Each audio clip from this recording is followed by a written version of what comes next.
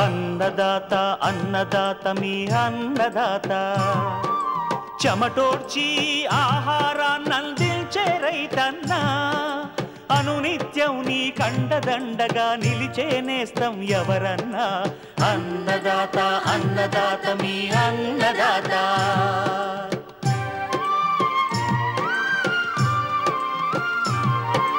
నూతన రీతుల సాగుబడికి నూరింతలు పెరిగే దిగుబడికి సూచనలిచ్చే సస్య రక్షణకు పశు పోషణకి శాస్త్ర విజ్ఞానం అందించి ముందుకు నడిపే తెలుగు రైతు భారతదేశానికి మకుటం అయ్యేలా తీర్చిదిద్దే ఆశయంతో మిమ్ము మేలు కొలిపేది అన్నదాత అన్నదాత అన్నదాత మీ అన్నదాత అన్నదాత అన్నదాత మీ అన్నదాత.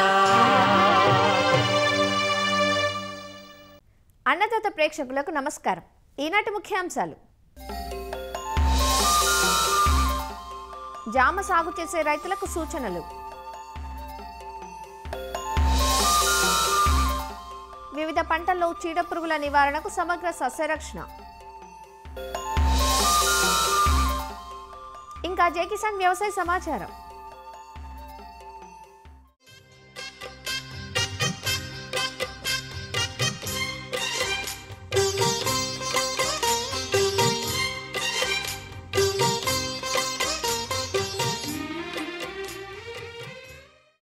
ఉభయ తెలుగు రాష్ట్రాల్లో విస్తీర్ణం పెంచుకుంటున్న పండ్ల తోట జామ ఇవాళ ఖరీదైన పండ్ల జాబితాలో చేరింది. జామలో ఈ మధ్య కాలంలో వచ్చిన కొత్త రకాలు, అధిక సాంద్రత వంటి ఆధునిక సాగు పద్ధతులు రైతుల ఆదరణ పొందుతున్నాయి. అయితే జామ సాగును ఆరంభించే రైతులు నేలల ఎంపిక, రకాల ఎంపిక, నాటే విధానంతో పాటు చీడపీడల నివారణకు ముందు నుంచే జాగ్రత్త వహిస్తే జామ సాగు లాభదాయకంగా ఉంటుందంటూ సాగులో పాటించాల్సిన యాజమాన్య పద్ధతులను వివరిస్తున్నారు విజయనగరం జిల్లా చీపురుపల్లి ఉద్యానాధికారి సిహెచ్ చంద్రశేఖరరావు. ముందుగా అనువైన వాతావరణాన్ని మనం పరిశీలించినప్పుడు జామ పంట అనేది ఉష్ణమండల పంట. వర్షపాతం మోస్తరుగా ఉండే ప్రాంతాల్లో వర్షాధారంగా కూడా దీన్ని సాగు చేయవచ్చు. అనుకూలమైన నేలని మనం గమనించినప్పుడు ఉదజని సూచిక 4.8 నుంచి 8.2 ఉన్న అలాంటి భూముల్లో కూడా పెంచవచ్చు. అదేవిధంగా మనము రకాల ఎంపికని గమనించినప్పుడు మరి అలహాబాద్ సఫేదా అనే రకం మధ్యస్థ పరిమాణంలో ఉండి గుండ్రని పండ్లు కలిగి ఉంటాయి. కండ తెల్లగా ఉండి మంచి నాణ్యత కలిగి ఉంటుంది. విత్తనాలు చిన్నవిగా ఉంటాయి, మెత్తగా ఉంటాయి. లక్నో 49 లేదా సర్దార్ అనే రకము పండ్లు కోలగా పెద్ద పరిమాణంలో గరుకు చర్మంతో ఉంటాయి. విత్తనాలు పెద్దవిగా ఉండి గట్టిగా ఉంటాయి. ఎరుపు కుదురున్నటువంటి రకము రెడ్ ఫ్లష్ రకాలు ఈ కాయ ముదురు ఆకుపచ్చ రంగుతో గొరుగ్గా ఉండి గింజలు గట్టిగా ఉంటాయి. కండ ఎరుపు రంగులో ఉండి ఎకరాకి 7 నుంచి 8 టన్నుల దాకా దిగుబడి వచ్చే అవకాశం ఉంటుంది. ఈ పింక్ రకము గుజురు ఉన్నటువంటి రకము లలిత్, పండు బరువు 180 నుంచి 200 గ్రాముల దాకా ఉంటుంది.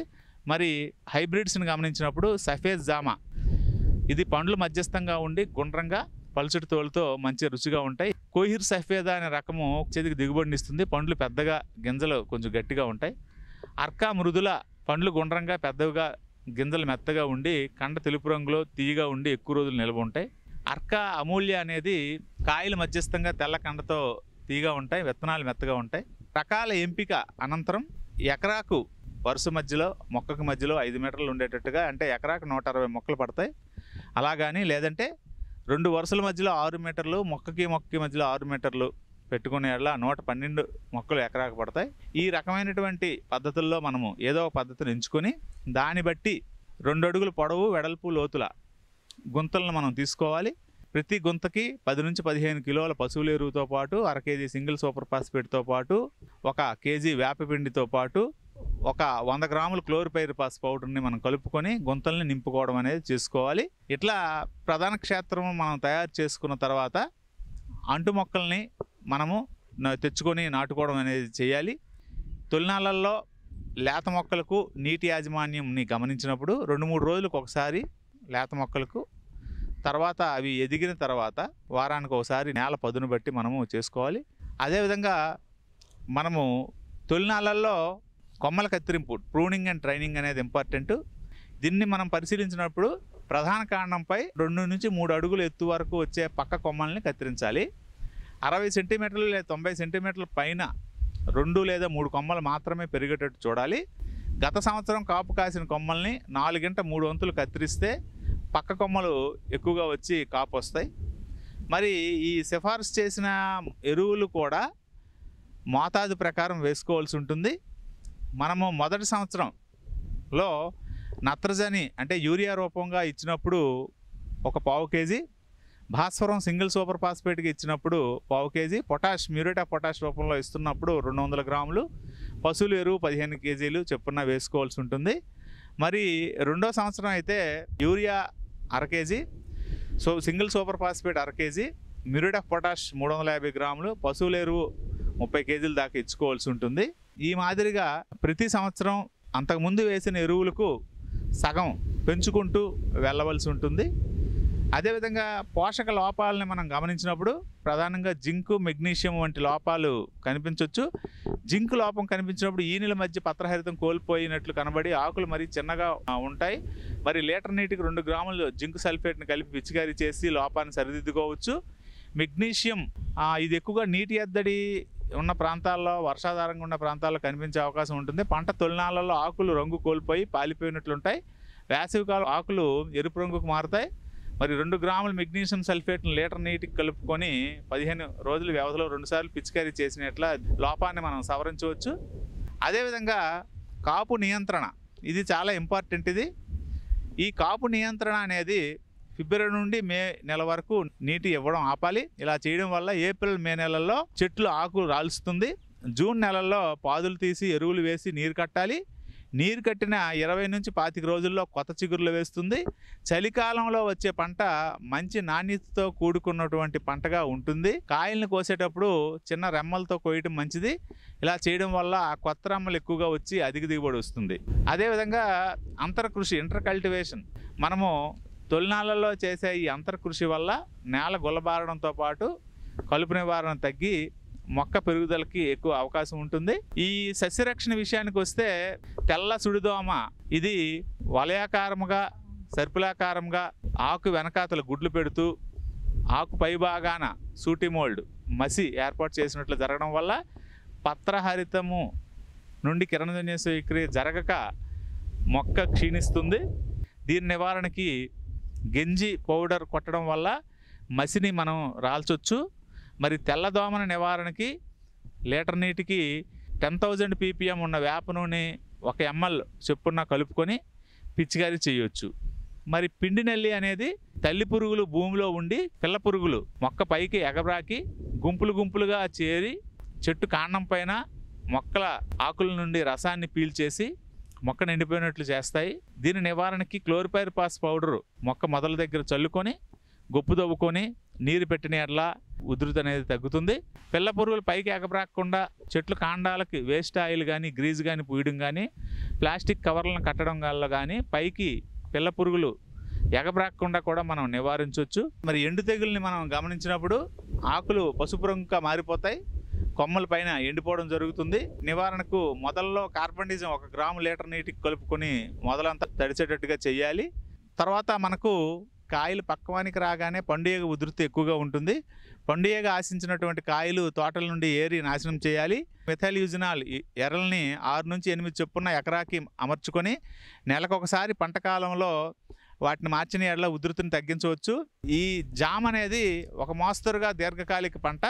మరి ఇట్లాంటి పంటను ఎంపిక చేసేటప్పుడు మార్కెట్కి అనువైనటువంటి రకాల ఎంపిక కానీ, సాగు ఖర్చు తగ్గించుకునే విధంగా సస్యరక్షణ కానీ, ఎరువుల యాజమాన్యాన్ని కానీ సంబంధిత ఉద్యానాధికారుల, ఉద్యాన శాస్త్రవేత్తల సలహాల మేరకు పండించి తక్కువ సాగు ఖర్చుతో అధిక నికర లాభాలని రైతులు పొందగలరని ఆశిస్తున్నాం.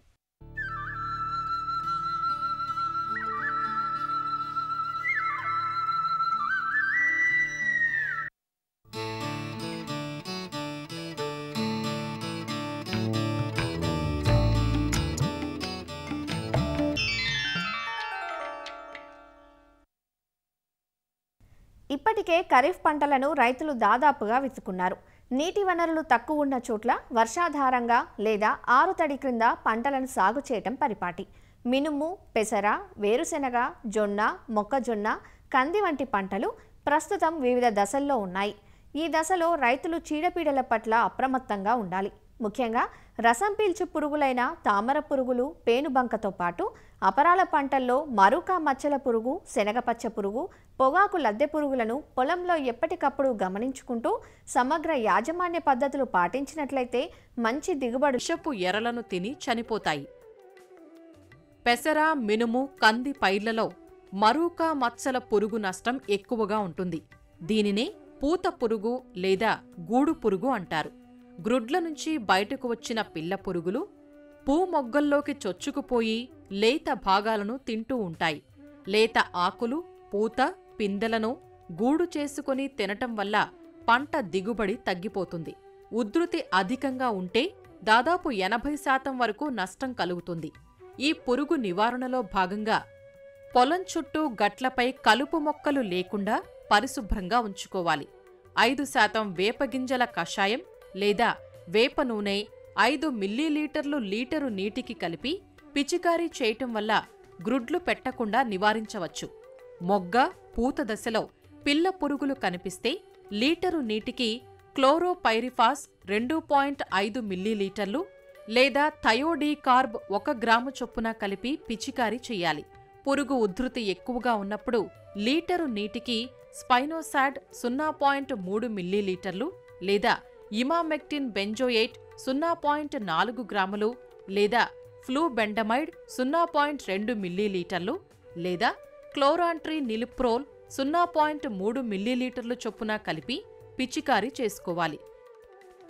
ఇలా చీడపీడలను ఎప్పటికప్పుడు గమనించుకుంటూ సకాలంలో సమగ్ర యాజమాన్య పద్ధతులను పాటించినట్లయితే నాణ్యమైన దిగుబడులను సాధించవచ్చు.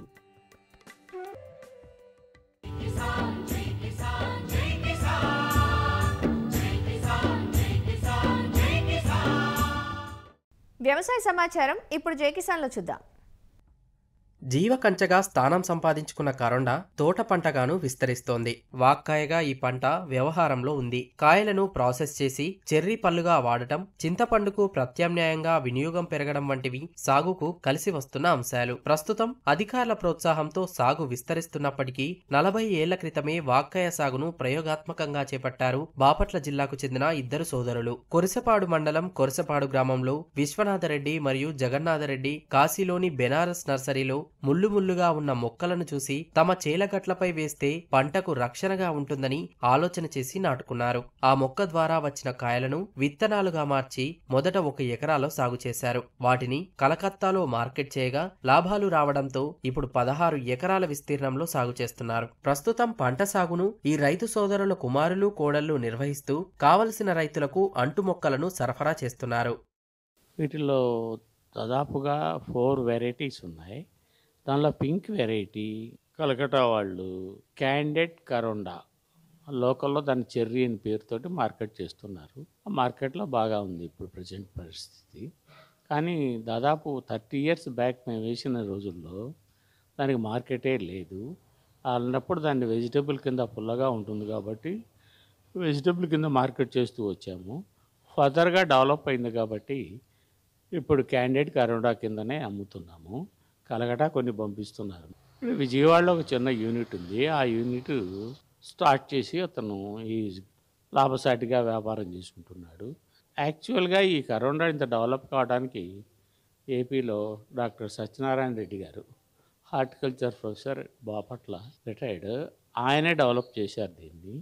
కానీ మేము ఒక ప్లాంట్ వేసి ఆ ప్లాంట్ నుంచి డెవలప్ చేసుకొని దాదాపు ఇప్పుడు 16 ఎకరాల దాకా డెవలప్ చేసుకున్నాం. ఈ వాక్కాయలు ఒకప్పుడు దీన్ని కేవలం వెజిటబుల్ పర్పస్లో మాత్రమే ఉపయోగించేవాళ్ళు.